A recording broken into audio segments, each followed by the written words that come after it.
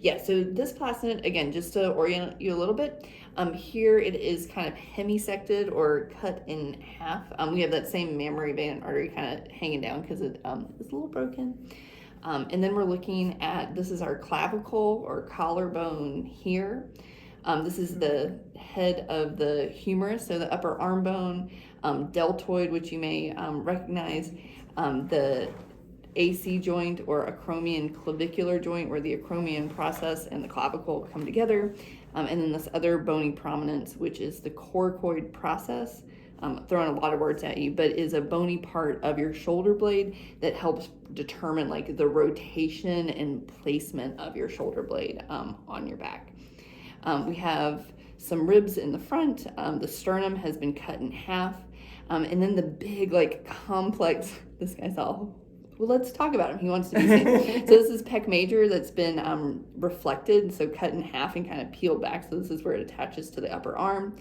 We have Pec Minor here, which has these really vertical fibers, and you'll notice it attaches to that coracoid process.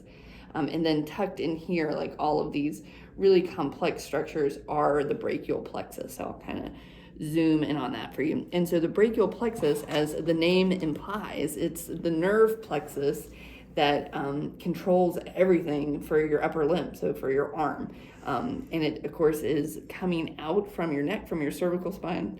Sorry to get my hand all in the way. And then it's tucking underneath the collarbone, going underneath Pec Minor again, which we see here, and then going down the arm in relationship with this is biceps, and then we have Pec Major, just to repeat that too. So this is Pec Minor. Implant sits right on top of there, right? So the implant would probably sit lower. But this is where ish it would be. I think maybe even much lower. Yeah, like yeah. here. But, and so the Pec Minor is a little bit cut, but it presses right against that, right? So consider the implant, if it's moving, if you're moving, it's going to pull and potentially irritate this Pec Minor, at least once you get it for surgery, right? And with this pulling all the time, consider where, follow this up, and is that the coracoid process? Right? And then look where that coracoid in that fascia right here, this fascial plane is, and this is the collarbone, right? And then we're gonna turn this around and then look at that coracoid process, the collarbone, and look at the fascia, the white stuff wrapping around it. And then if we turn around, look at the scapula. It's underneath, right in here, right? So some of us get referred pain from the breast implant to here, and that's what my brain was trying to make that connection for us. Yeah, so we can rotate the placenta again. So again, you can see those nerves of the brachial plexus. So we're looking at kind of like down on the body. So the head would be kind of where the camera is. This is the top of the shoulder. So you can just imagine that relationship between the shoulder blade and the chest wall. There's a common condition, or maybe not common, but sometimes common, thoracic outlet syndrome, which describes just different symptoms where either the collarbone can pull down on the brachial plexus and to lessen the space between the collarbone and the first rib, or the shoulder blade can also be involved with the coracoid process tugging down. Some of the neck muscles here, the scalenes we can see sometimes are also involved in those issues, which could all originate from increased inflammation, the scar tissue, and even just the physical placement of the implant. And the weight of the implant. Yeah. We were talking about women who, request breast reduction, right? And what are the symptoms that they complain about? Numbness, pain, swelling, cold. Yeah, so really similar to symptoms that folks with breast implants also experience. Right.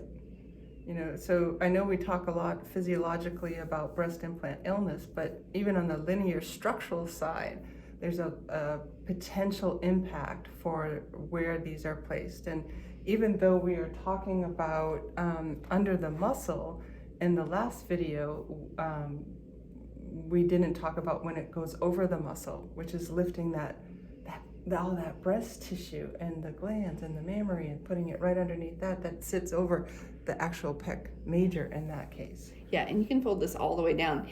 And that subcutaneous fat layer, right, that the breast tissue lives in, just a naturally occurring breast, that also that layer contains all your kind of like feeling nerves, right? Like the pressure on your skin, what like sensation of hot or cold, the metabolic processes that happen in your fatty layer. All of those are relevant and part of that like highly beneficial, highly necessary layer of subcutaneous fat.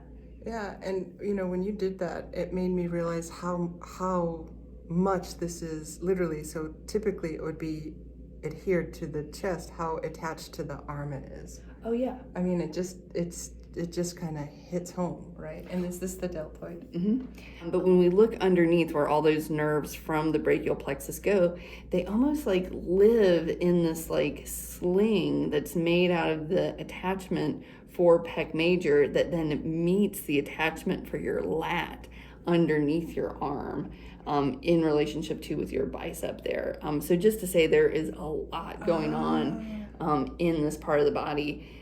The plastinet makes it much easier to see, but just keeping in mind the amount of additional connection and relationship that exists in and with all these structures. Well, I see this outside of breast implants too, but you just brought home a point of like when people are, I used to think of it as like trapezius dominant, like that, your shoulders are up, like I was up all the time.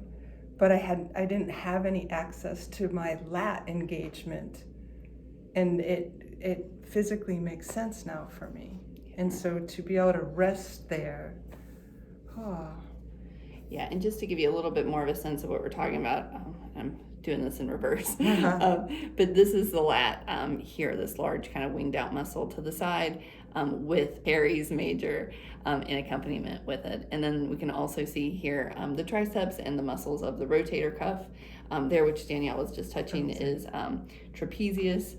And then more towards center line, we have the rhomboids too, which help determine the placement of the shoulder blade. So while we're here, right, you think of the impact from the front on all the bone structure and musculature, and releasing them maybe in that moment feels good, but they get tight again because of the aperture, which is the breast implant and everything.